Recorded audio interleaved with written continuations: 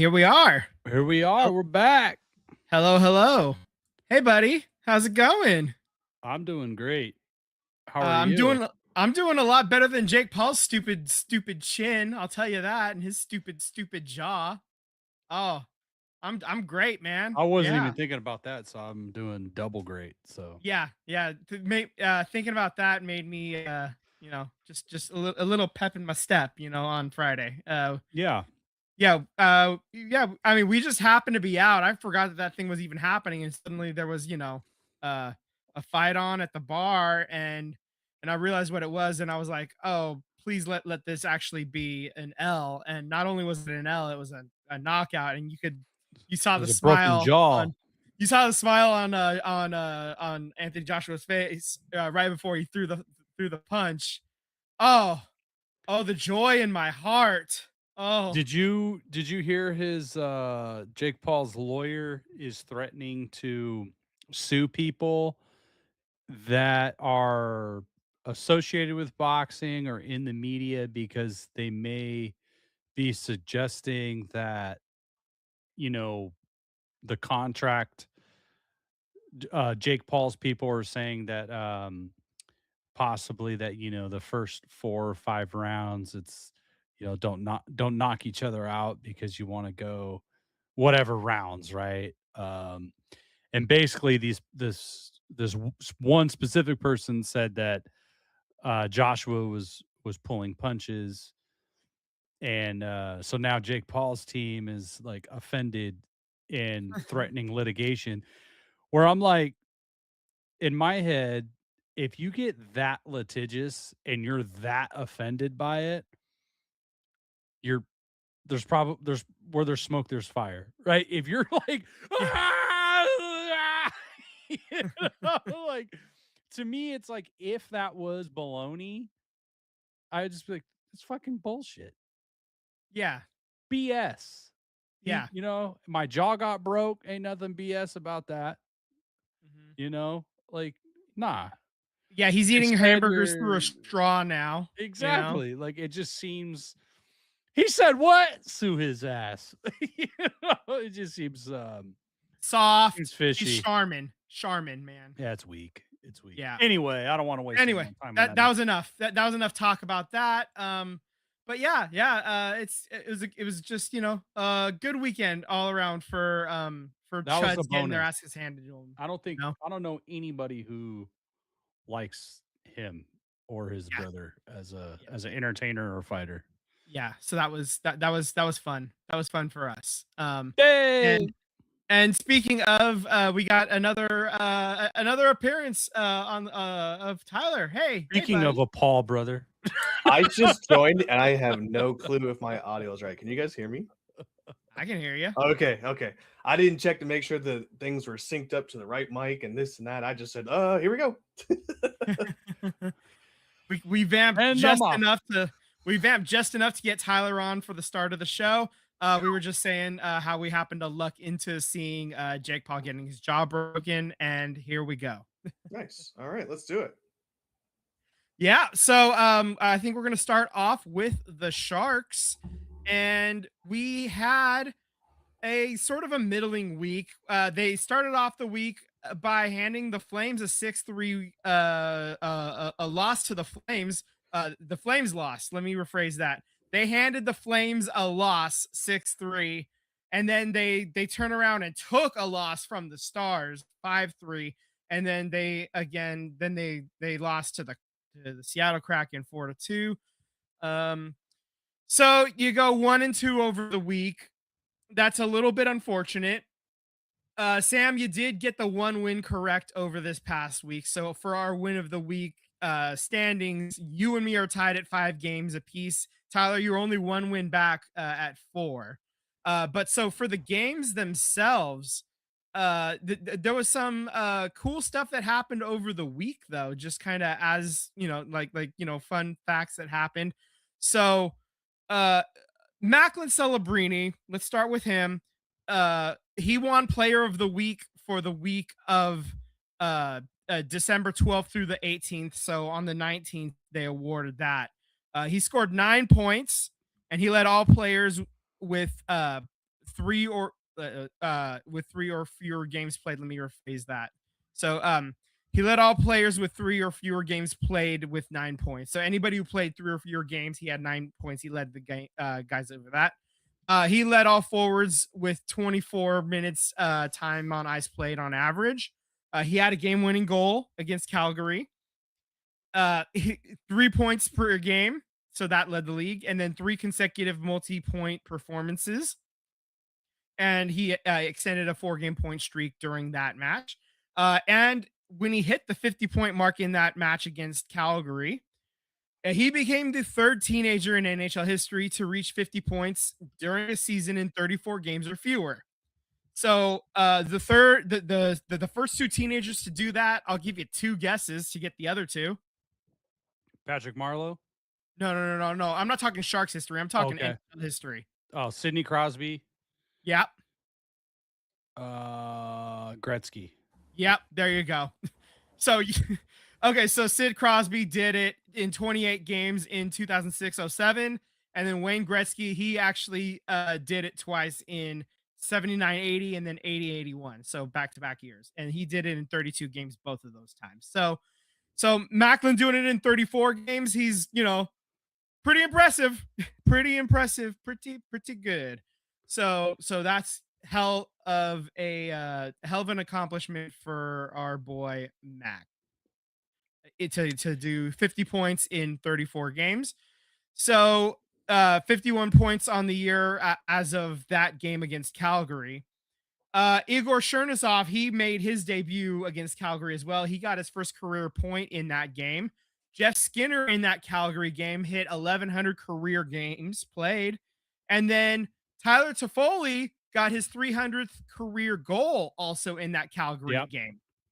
So that's all good.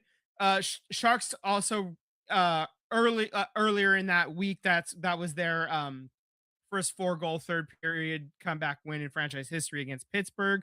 And then John Klingberg had his 3rd consecutive game with a goal and his 5th consecutive game with a point in that Calgary game as well. So Klingberg was heating up a bit there. He was on a bit of a heater. So that Calgary game was pretty good, high level watermark for the team.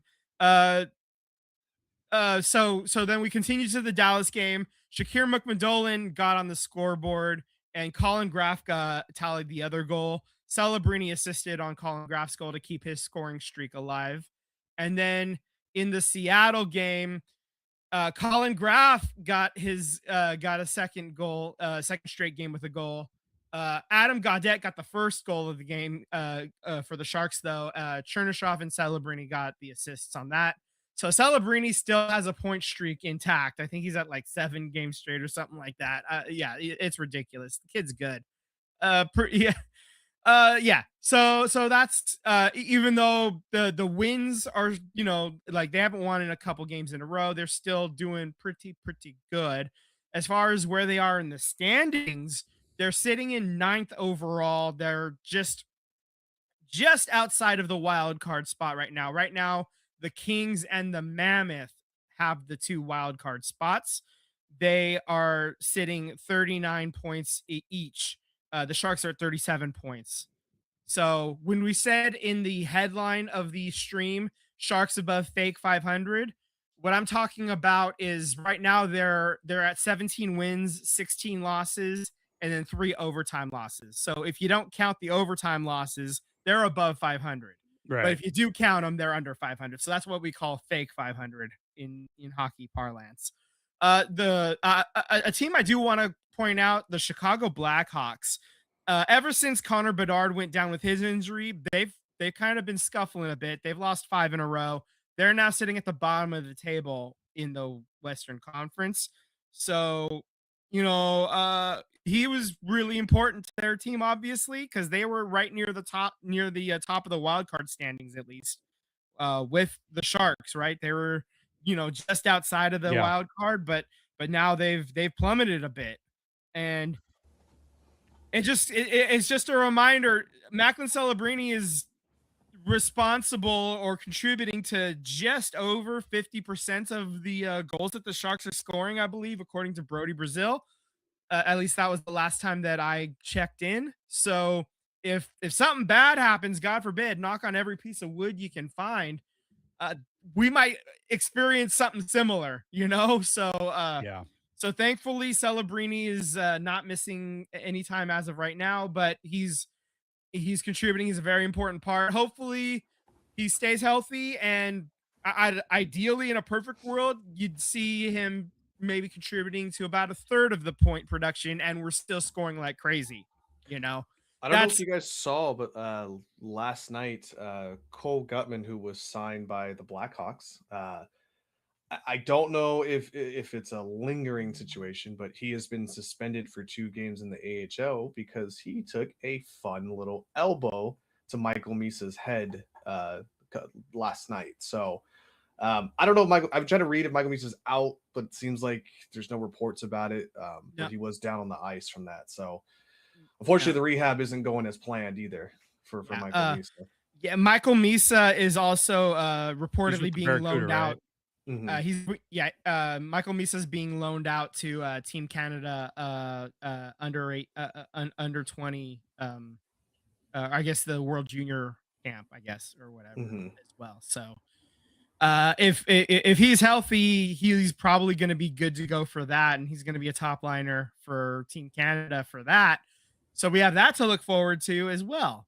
So and it's also just another chance to keep Misa away from that 10-game cliff, so they don't have to make that decision even more, and he still gets to play against some top line competition without having to just keep putting that decision off just a little bit further, right? Yeah, that's just another thing that's kind of on the radar as well.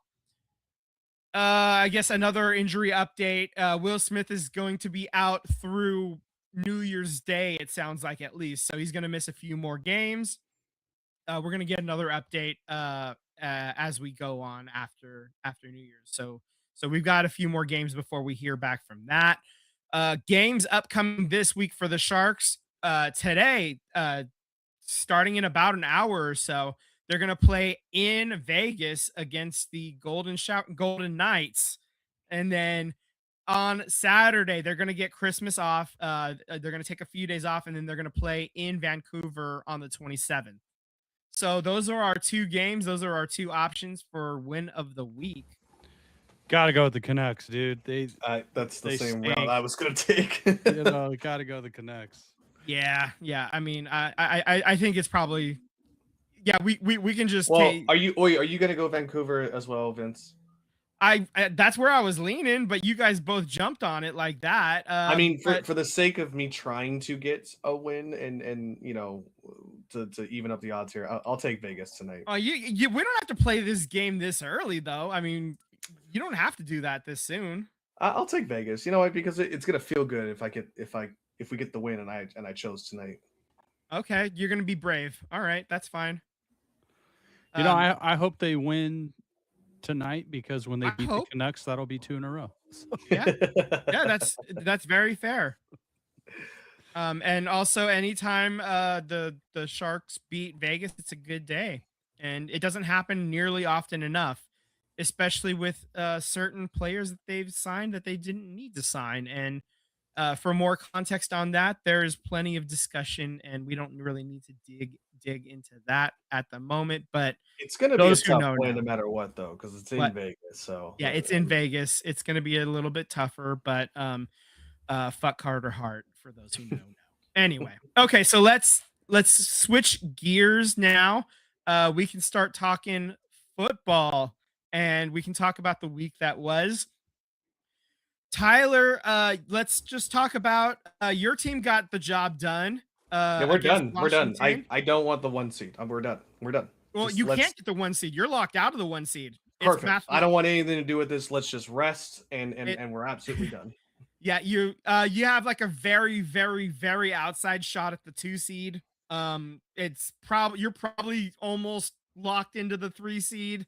It's going to be real tough for the NFC South team to catch you for the from the 4 seed to move up to the 3. So you're almost locked into the 3 seed. You gotta have you gotta have some really weird stuff to happen for the 2 seed to fall to you, but it's theoretically possible. Um, because the NFC West teams are fighting it out for the 1 seed right now as it stands. So Yeah, I mean the way I look at it is, we won the NFC East. It's the first time since 2001 to 2004 when the Eagles did it last of back-to-back repeats in the NFC East. So the curse is done. The Eagles have disbanded that curse again. I'm excited. I the do Andy not Reid want. curse. I don't know Yeah, what's the curse. What do we call that? The the NFC East jinx or something. I don't know. probably. Yeah, What the fact that they haven't had a witchcraft? single back-to-back division winner since '04 is kind of Because wild. the entire division is jinxed. It wasn't just the Eagles. It was like all of them. I don't know Yeah. what hex was put on that division.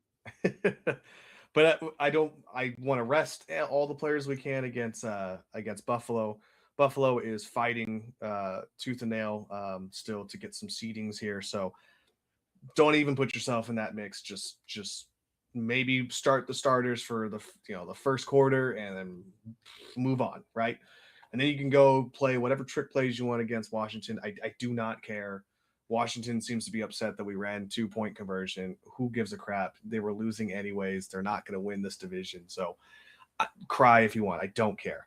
At this point, we got to get into the playoffs healthy, and we've done so good so far. Some key pivotal players in Lane Johnson and Jalen Carter are coming back. So all I can ask for. The Eagles are getting into form, and that's all you got to do is just get hot in December and roll into the playoffs, baby. That's it. Fair enough. Sam, you played Houston. Played them You want to tough. you want to talk about it? Ashton Genty had a hell of a game. I've been saying it all year. I mean, Genty's a dude. He's that Yeah. guy. He's flashed. He actually leads all rookies in total yards from scrimmage, and that's rushing, that's catching. You could see the ability is there. The talent is there. It's what the offensive line. If he had a mid offensive line, he'd be well over 1,000 yards rushing, and probably leading the campaign on being rookie of the year. He's most likely not going to get any votes because the record. So I would think that McMillan in Carolina would probably get it, and it's because he's on a He's the winning betting team. favorite right now. Yeah. He's on a winning team. That's what's going to come down to. I don't think it's going to be. I really like McMillan coming out of college, and that was a player that I didn't think Genty was going to fall to the Raiders. So I thought McMillan was going to be the pick. I really like him. But I think when you look at apples to apples, just stats, when you remove wins and losses of the team, Genty's stats doesn't actually look that bad, considering that he has the shittiest offensive line in the NFL. He has a really good chance that he's going to go over 1,000 yards rushing, and he has a good amount of receiving yards and touchdowns. Surprisingly, he scored a good amount of touchdowns. In the loss, I think I don't want to root for losing, but if there was a way to lose, this was the way to do it, because your star running back or future star running back, I'll say, he shined. You see why you drafted him that high and in the first round. Brock Bowers caught a touchdown. The young guys showed what they're capable of. If it wasn't for the Geno Smith pick six, you probably win this game. There were some ticky-tack penalties towards the end of the game that I thought were kind of trash calls that went against the Raiders because it was an uncatchable ball on two occasions. But at the same time, like, if you win that game, you're out of the top 2, top 3 pick, and then you potentially have a good chance of beating the Giants and the Chiefs because they're down to their third string quarterback. So I don't know. Like I said, I don't want to root for losing, but at the same time, I want the Raiders to be in the best position to get the best player available, whether that be quarterback or someone else, or be in a position to trade the pick and get the most capital that they can get back. So at the end of the day, I just want them to be in a position to be successful moving forward. Um, so I mean, like if a statement loss, I don't know. I don't know what to call it. Right. Well, I mean, as it Losing stands, with dignity. you are the number 2 pick if it ended today. New York is the number 1 pick. They do not need a quarterback. They just need to make sure they don't get their quarterback murdered I mean, that's the every thing. single week. I don't know if Um, the Giants don't take a quarterback because the dude's head is, this is what, 2 concussions in a year or something. Like it's not the first time he's been concussed. So, um, is he really the future? I mean, I would think they're not going to take a quarterback number 1 overall, trading back up into the first round to get Jackson Dart, but the Giants are a mess, just like the Raiders. So, so The and they're going to Giants be could go hiring a full new coach. Giants. Yeah. So I don't know what they're going to do. As if we're going to talk draft, I know we'll probably get more. We're definitely going to get more into it as the season progresses into the offseason. But I don't know if I take one of these quarterbacks because are these quarterbacks, are they transcendent players that are going to elevate the franchise as soon as they hit the field? There's those guys are so few and far between. You're talking Peyton Manning, you're talking Joe Burrow took that team kicking and screaming into the playoffs when he was healthy. I know he has some health banged up issues and stuff like that, but a healthy Joe Burrow drags the Cincinnati Bengals into the playoffs kicking and screaming. The Bengals don't want to go to the playoffs, but he takes them there. Is that type of quarterback in this draft? And I know Fernando Mendoza won the Heisman and he looks really good. But is he that guy? And I've been saying it for a long time. The Raiders are not just a quarterback away. You're a couple of studs away on both sides of the ball. So if somehow, some way you end up with the number 1 overall pick and somebody's willing to move up and give you something what the Chicago Bears got a few years ago, where you get multiple first round picks, additional picks, and you get a legit wide receiver in DJ Moore, is that style of compensation. Can you get 3 number 1s or 2 number 1s and a quality player and some additional picks? Because you're more than just one player away. You're more than just the quarterback away. You need linebacker help. You still have never found that the running mate with Max Crosby to get after quarterback. Dropping Max Crosby back into coverage is nonsense. You send him at the quarterback play after play after play. That's what he does. That's what the best pass rushers do. Why are you dropping him into coverage? It's because you don't have linebacker help. So you need to get a linebacker. You need to get a defensive back. You obviously need a quarterback. You need offensive linemen. Genty looks great, but you also need another running back because he's the only one that's capable of doing anything from the backfield. You need a wide receiver. I'm just popping off at the top of my head. I'm not even looking at the roster. You need a lot of players. So, with that said, I don't know what direction they go, but in a way, I'm glad they lost in the sense of they don't lose draft position because I want them to be in the position to have the most capital going forward. right, right. Well, I mean, hey, he's still on the board, and sometimes I get what you're saying, but sometimes taking the best available player is the best option.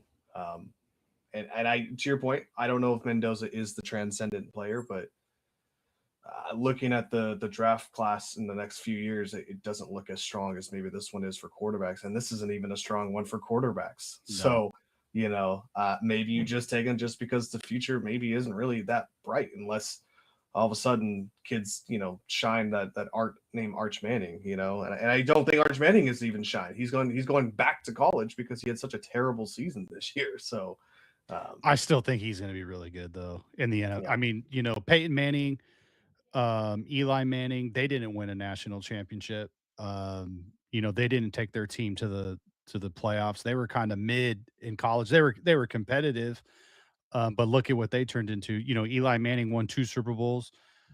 Peyton Manning won 2 Super Bowls and MVPs. I don't think Eli ever got an MVP or was really that type of quarterback. Yeah, he was a 500 quarterback, but but still. but you look at Arch Manning, I mean, he's way more athletic and way more capable than both those guys. It's going to be everything that's between the ears. I would rather roll the dice. If I had the number 1 pick next year, I would rather roll the dice with Arch Manning than Fernando Mendoza. And maybe I'm crazy, but a lot of it has to do with the bloodline, the lineage, and then also marketing matters. I know that sucks, but marketing matters. You put Arch Manning in Las Vegas with the Raiders, and Tom Brady as the co-owner and president of football and all that. That's the Raiders need to sell some damn jerseys. They need some fans, and look, I mean, there was a bump in fandom from the Boise, Idaho area because of Genty. So every year, when you draft a player that high, you kind of get some of the diehards that are a fan of that player. So I'm sure if Mendoza ends up with the Raiders, you're going to get some Indiana fans that are rooting for him. So I think you'll also get some fans around here too, just given the fact that he played for sure. here, Cal. Oh, for sure. But if apples to apples, I know Arch Manning did not have the year that people expected or whatnot. I would still roll the dice on him than any other quarterback in this draft. But the quarterback class next year is said to be a lot better, like a lot better next year than this year. And I think this year, if you were able to get, offensive linemen in the first or second round, and you get this offensive line and both sides, the trenches rebuilt and retooled, then if you do take a quarterback in the first round next year, you have a team. Where right now, if you take a Fernando Mendoza now or whoever and you put him on this roster next year, I'm worried he's getting hit, he's getting severely injured, and like I said, you don't have a legit wide receiver, number 1 wide receiver. You don't have a running back. You don't have defensive help at all 3 levels. So I think like it's a recipe for another 2-win team, or worse if you put a rookie quarterback behind an offensive line that if you don't make the improvement. So that's why these guys get paid the big bucks, is to figure this shit out, because I'm just a fan that is, going on 25 years of seeing mediocrity or worse. And I just want to see something competitive. I'm not even asking for Super Bowl caliber team right now. I'm just like, man, get me into a wild card 2 years in a row. Jesus, you gotta walk before you can run. You gotta walk. We can't. The Chiefs are wounded, man. You gotta be better than the Chiefs next year. That's the measuring stick, right? You just gotta be better than the Chiefs. All right. How shitty is that though? Patrick Mahomes, and then the following week, Gardner Minshew tears it. Yeah, they're down to their third quarterback. I'm not laughing at the injury. I'm just laughing at like, geez, like back-to-back weeks. The irony in that. Whatever. They're getting a new stadium in 2031. Yeah, they are, and it's in Kansas too. Oof. Tough break. Okay, so hold on. Before we jump to the point, I just want to talk about this. So it's Kansas City, Kansas. Is that correct? Yeah. They're moving to. Yeah, so they're going across the state border.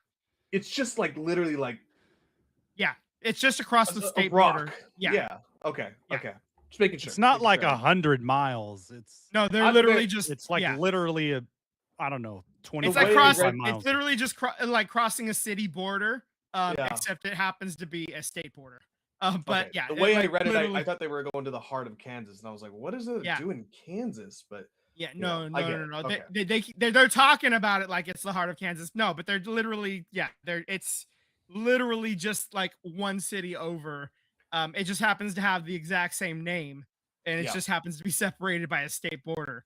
It's like it's not even the only city with the same name on When separated by I a state border. Like a there's a previous Bristol and job that I had, I flew into Kansas and I was reading my itinerary because I had to rent a car and I was like, I gotta drive from Kansas to Missouri. Like, how far is this? I landed in Kansas City, Kansas, and then just drove across the state border. I was like, oh, I didn't know it was that close. So yeah, I mean, we're not talking like a Vancouver, Washington to a Vancouver, British Columbia. You know, no, we're yeah. talking this is more like Vancouver, Washington to Portland, Oregon. Like this is literally just like crossing a bridge or whatever, you know, not even a bridge because it's not even a river there, I don't think. Dude, But it's like Yeah. 15, 20 minutes apart. Yeah, it's it's not the far. same. At it It's not on far at Google all. Maps. It's like 15 minutes apart. Yeah. Anyway. Yeah, so my turn. But before we even talk about the game, just David Lombardi actually posted this. He said, imagine walking out of the 49ers loss to Tampa, where Fred Warner shattered his ankle, and hearing someone predict that the 49ers would clinch a playoff spot before they even took the field against the Colts. Just remarkable, right? Odds defying, unprecedented run. Just like, you know, just cherish this moment because that's exactly what happened. The 49ers, before they even stepped onto the field against the Colts, already locked up a playoff spot. Then they go onto the field, play Old Man Rivers, and then they go on and win 48-27, I believe was the final score. Yeah, this was a lot of fun to watch, man. This was great. This was so they start off, they allow the long drive. It was like a 9-play drive. They turn around, they get their own 6-play drive. Then they on the kickoff, they recover that fumble, and then they turn around and score another touchdown to like flip the field. And from then on, that's when I knew, like, okay, we're good, we're going. Uh, they even though they were like trading touchdowns for a little bit, they at the end of the second quarter, Eddie Pinheiro, we found out exactly how long his range is in perfect ideal conditions indoors. His range is 63.5 yards because that field goal attempt from 64 off of the crossbar and back. If it was 63.5 instead of 64, it's off of the crossbar and in. So that's that. We know how far he can kick it. There we go. Good to know. Good to have in the back of your head going forward. All right. Perfect. So we move on to the you're up 7 at the half. Great. You get the ball back to start the third quarter. Touchdown. Great. Long drive. You only allow a field goal. You go back and get a field goal. So you're up you're up 14. You're trading touchdowns back and forth. You get that interception. You get that huge interception. The pick 6 on Phillip Rivers to ice the game. The D Winners, man, stepping up. One of the few veterans left on defense. It's D Winners kids club, man. He's like the babysitter at this point. It's him and Jair Brown and like 7 rookies. That's what it is, man. It is. It's getting real interesting. It's getting a little dicey back there sometimes, but it's very bend don't break. They ended up switching from zone to man because Phil Rivers was picking them apart in the zone, but they were playing a lot better when they did switch to the man. And D Winners just went up and made a play because Philip Rivers actually even like was talking about it post game. He's like, yeah, Winners just made a play because he recognized that we had made the switch or whatever, and he just recognized it. He went up and made the read and just jumped the route on Tyler Warren, and just house call 74-yard pick 6. So you get that huge win, and it sets it up perfectly for if the Niners win next week. It sets it up great because Seattle handled did their part by beating the Rams. Because now if Seattle wins in week 17, if the 49ers beat the Bears in week 17, which isn't going to be easy because the Bears are actually good this year, But if everybody does their part, all of a sudden that week 18 last game of the season matchup is for the number 1 seed. And that's going to be huge. That's got to be your Sunday night football game if that does happen, like I don't know how it's not. And that wouldn't even be the first time that the 49ers and Seahawks would match up on Sunday night on the last game of the season for the NFC West title, like that's happened a couple of times in the last, like, 5 to 10 years or so, man. Like it happens often enough, like the league is pretty good at having the Niners match up against the Seahawks late in the season for when it matters. And that's why I hate those bastards up north. And it's fun to root against your rivals, right? It's going to be a quite the matchup there if everybody does their part and holds up their end of the bargain. Right now the Seahawks are the 1 seed. Right now the 49ers are the 5 seed. The Rams are the 6 seed. So they're the ones in the rearview mirror standing next to those stinky turds, the Arizona Cardinals in the fourth place in the division. They're the ones that have to put up with that smell. God, Yeah, it was pretty stinky back there. What are your thoughts for next week? Obviously, you're going to be the homer and pick your team, but I mean, like, I'm going to be the homer and pick my team. The Bears are so the Bears are fighting too. They can't really let up ground either. They can't let up on the gas because the Packers are right there. The Lions are very close to dead. They're not quite dead, but they're very, very close. They have to win out and get a hell of a lot of help. The Bears have clinched a playoff spot. The Bears are in. So correct. Even if the Bears lose out, they're still in. The worst they can do is the 7 seed at this point. So does that maybe take their eye off the prize a little bit? I don't know. I don't think so. I mean, I don't think so either. No. I just field, have to ask the question. I don't think it will, but we'll see how some of these guys react. This is Caleb Williams' first time in the NFL playoffs. I don't know how he's going to react to that. I would assume he'll stay focused or whatever. But I don't know how everybody else is going to react because Chicago doesn't see a lot of winners. The Bears, they don't win a lot. This is not a franchise accustomed to victories. At least not in the recent history. They have a lot of history. Are you referencing the Bears and Eagles game with the double doink? Yeah, I'm referencing a lot of things. I'm referencing a whole plethora of events.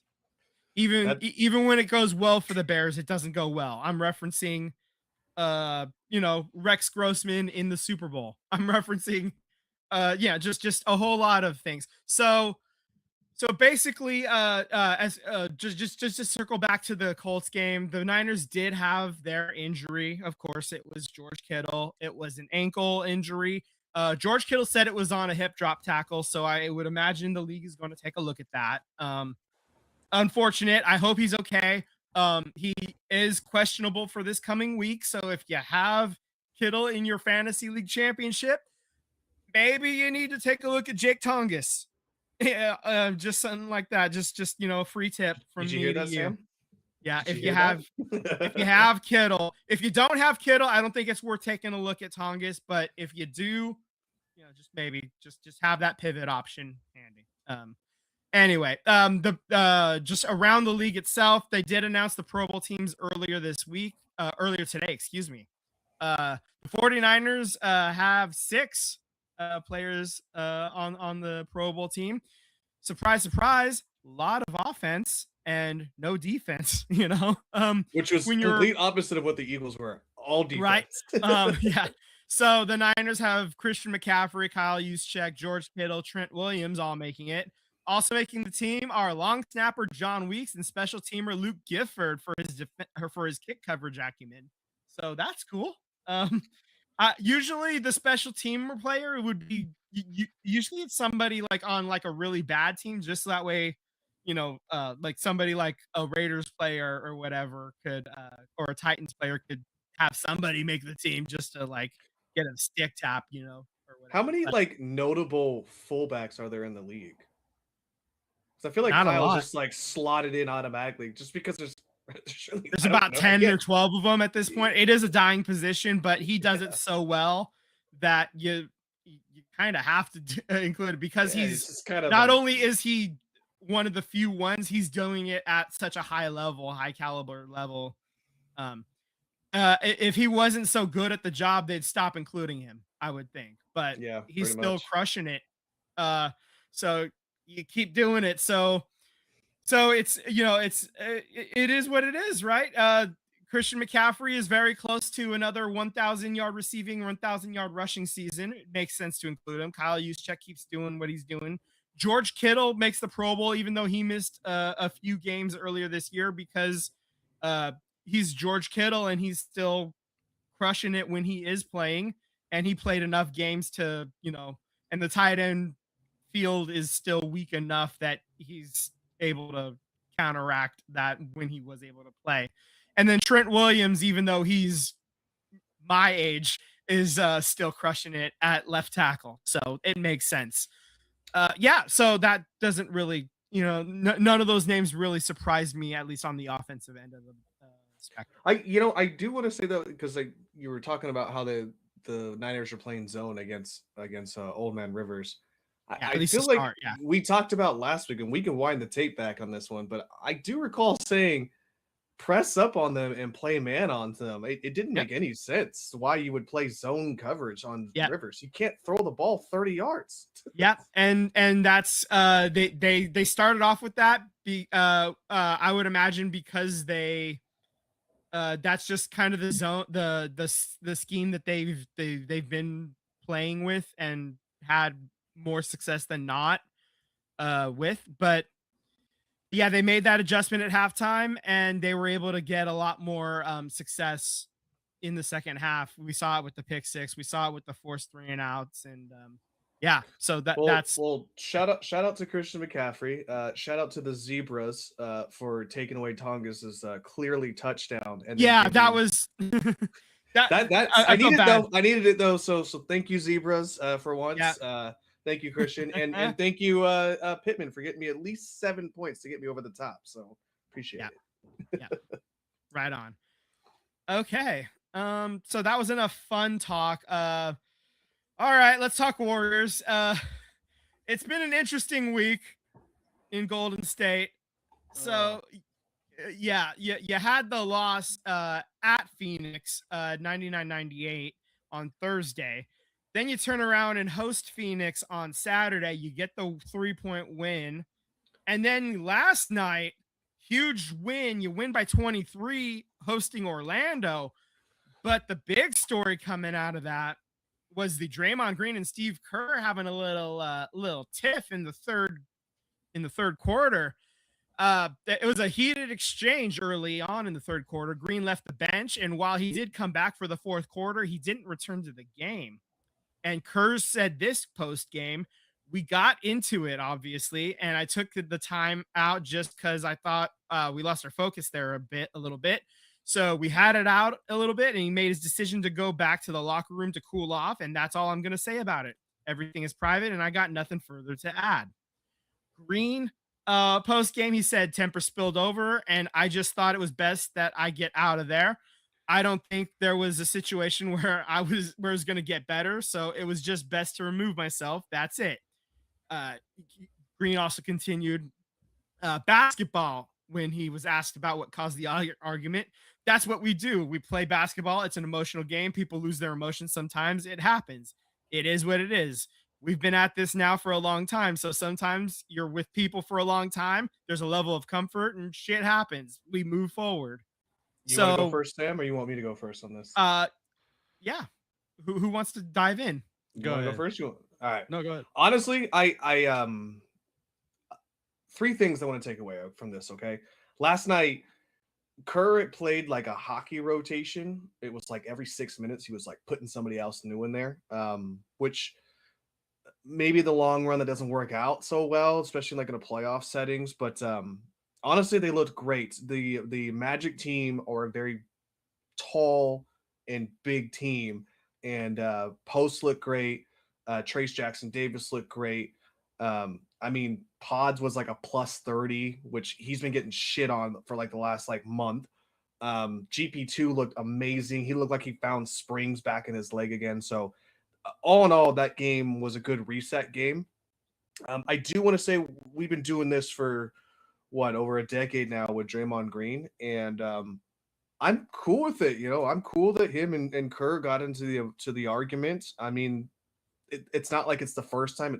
Yeah. Hopefully this is the last time, given how much longer is left in his career. But you never know; it could not be. And I will say, there's been so many times where it has happened, or something has boiled over in the locker room, and then it just spills into the court, and all the players play like shit because they're so nervous about whatever just happened, right? And so I do say that this is kind of a growing period where I kind of okay with Green just taking himself away from it. I mean, the team was able to rally themselves and didn't have to worry about whatever emotional cloud was hanging over Green on the bench. I know he sat back down in the fourth quarter, and Steve didn't play him, but for the most part, I think him taking himself away from the situation was more or less a positive for the team going forward for the rest of the game. Clearly, given how the game ended, so I'm kind of okay with that. Like if that's what it takes to make sure that you don't interfere with what the team's got going on currently right this second.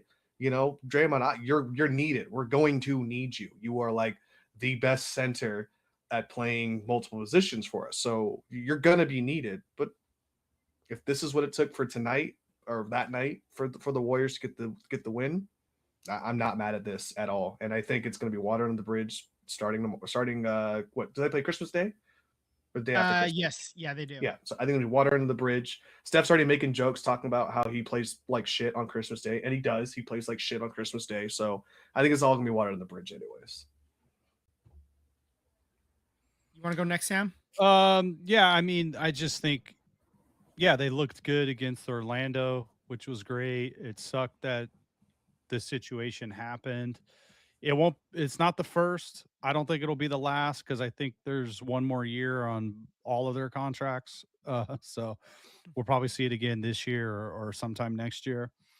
It's one of those things you wish it didn't happen, but it happened. I guess, the anger management for Draymond worked well enough where he excused himself from the situation before it escalated.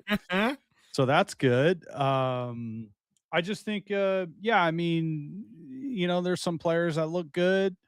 Some players, I just think they're still, until they put a stretch of games together that's not just a week, 2 weeks, 3 weeks, 4 weeks, they appear to be inconsistent for me. And that's just what I've been saying for the past year plus watching this team is that I expect more from some of these younger guys, especially guys like Pods and Moody and another DNP for Kaminga. I expect more from those guys. I expect more consistency.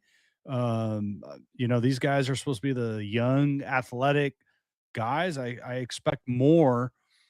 Moody, better defense. That's something that he should be an upgrade for is his defending, his three ball, there's games where it looks really good and then he can't make a shot. Pods more consistent offensively. I do want to say real quick on Pods before you continue. They've been playing him as the ball handler, as a true point guard, and he's just not. He's absolutely not. He's a two guard, man. He should not have the ball in his hand. Now I that would agree. sucks because Steph Curry plays better off ball. So tit for tat, right? So, anyways, I agree. I mean, and that's they got a lot of players that do the same thing, or the same role. And that's to me, that's a problem is that, there's it's the same style of play no matter who's in there, but then it's inconsistent. So, you got a guy like Pods that should be probably better off the ball. But then he's inconsistent in scoring, and then when he's playing with the ball in his hands, there's just sometimes some questionable decision making. So I don't know. It's one of those things like you got to see the young guys kind of overcome these challenges and these growing pains. And I think we're getting to a point where um I didn't mention, Trace Jackson Davis, like, when are we going to get more out of the center position? Like it's to me, it's just like these guys need to overcome whatever growing pains they need because they're only going to go as far as these young guys can take them. Once you get into the playoffs, like you're really, of course, these the veterans are going to be able to dig deep and they've been there, they done that. They got that championship DNA. They got that. But these young guys, they're going to have to play some heavy minutes when it comes to crunch time and be more consistent. And I don't know what's going to happen with Kaminga, man. It's like, I don't even The DMPs are such a head scratcher to me, just for the simple fact of, fine, you don't want him to get hurt, but you ain't building up equity to I don't make think him it's into a that, trade dude. piece. I think it's because he is showing up in practice or not showing up in practice.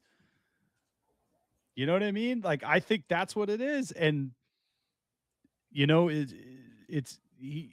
I think Kaminga's not showing up. The attitude, the go get a rebound, the decision making, the initiative to score. You're not seeing it in practice. Yeah. Otherwise, if you did, I think you would hear it from teammates, and you're not hearing nothing. Not hearing nothing like we heard in the offseason when we had Jimmy Butler. Oh, we hang out every day. We're studying film every day.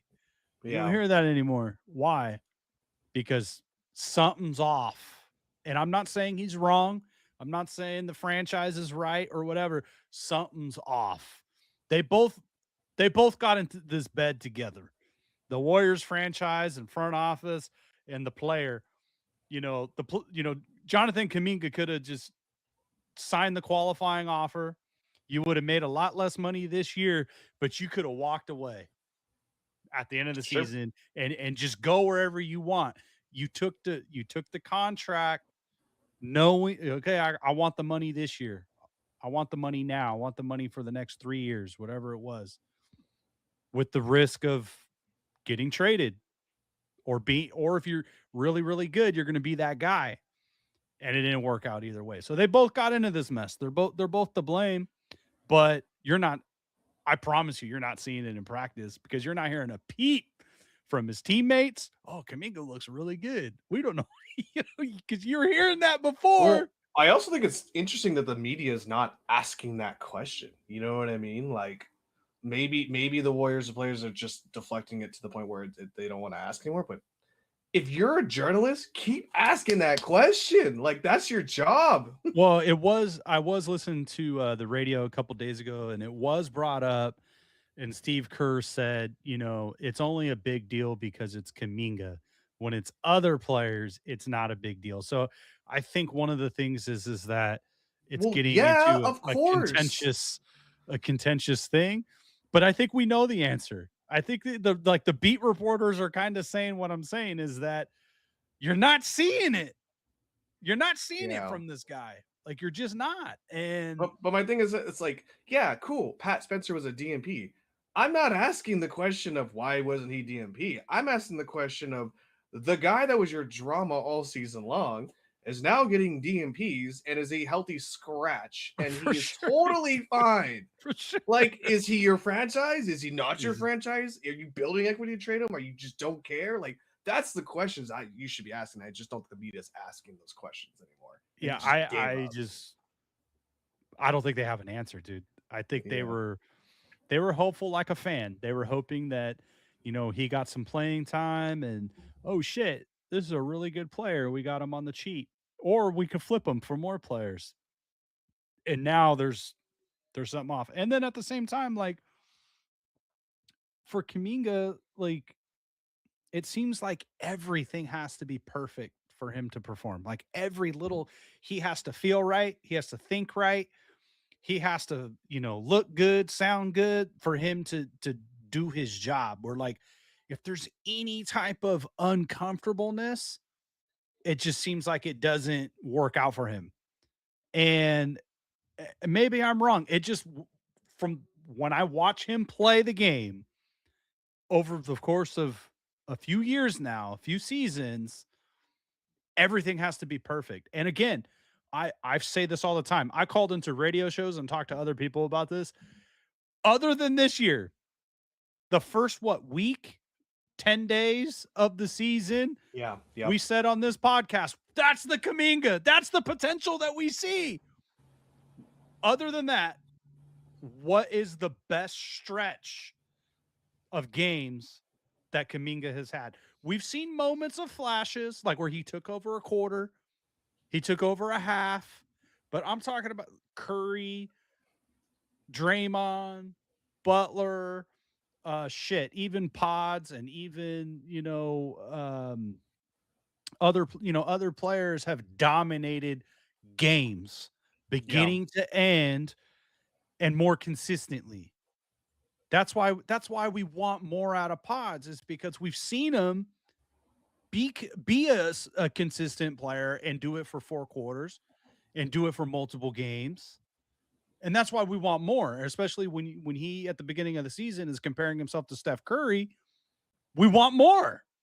And Draymond's right. You say that into a microphone, people are going to hold you accountable, whether that's some idiot like me on a podcast or other coaches or teammates or whatever. Is we're going to hold you accountable for that. That's what we expect now.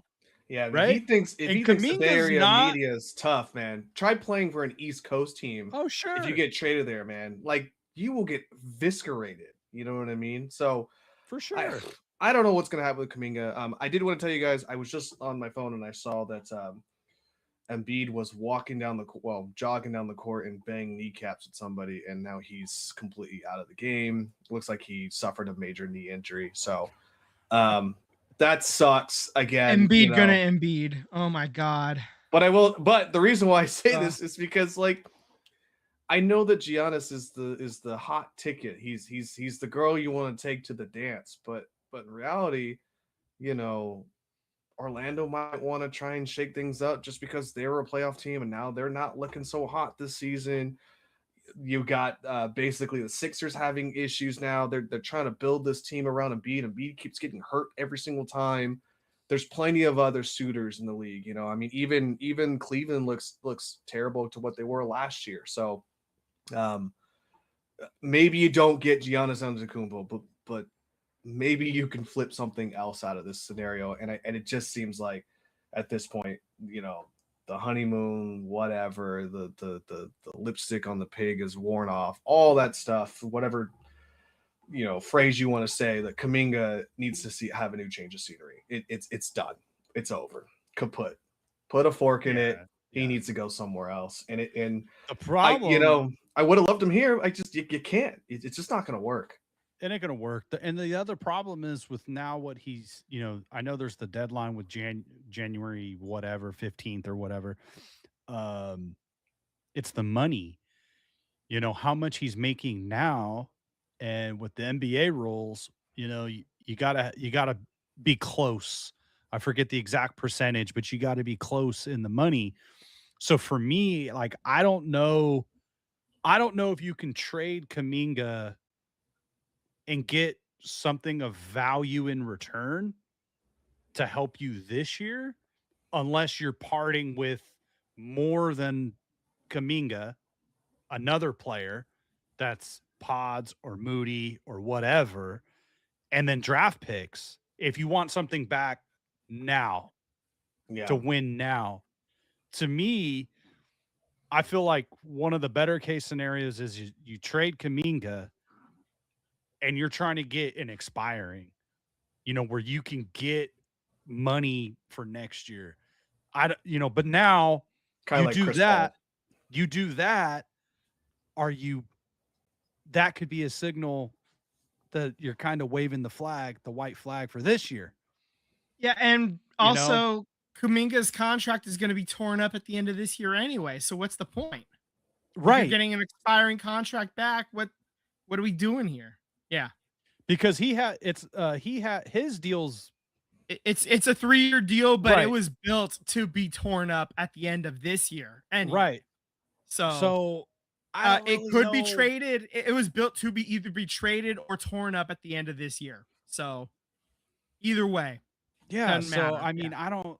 If you're a team that is like, I'm interested in Kuminga, do you give up anything, or you're just like, I could probably get him for nothing. I could probably just sign him to a deal in the off season, and if he don't play no games, like there's no. Sorry, man, you got to prove it. So you can sign him on a prove it deal, you know. So I don't know. I mean, good luck, Mike Dunleavy. Yeah, he did come out and say that, don't expect a Jimmy Butler style of player coming back in this trade, but anything can happen. I wouldn't rule out. I know this seems crazy, and you can, put me to the cross, whatever, but I wouldn't rule out a 3-team trade where Kuminga and Draymond Green get moved, just because you got to move money to get somebody else. You know what I mean? And I know that seems crazy given the dynamic duo of Draymond Green and Steph Curry, but I also think if you're going to move $40 million and another $30 million, $70 million off the book, that seems pretty enticing if it were me. If that happened, Curry gave the approval. Yes.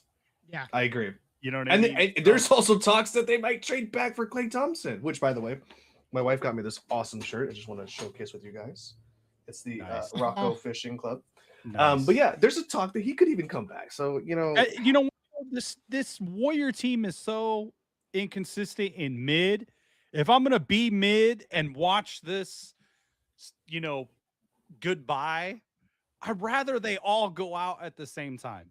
At least, you get the core.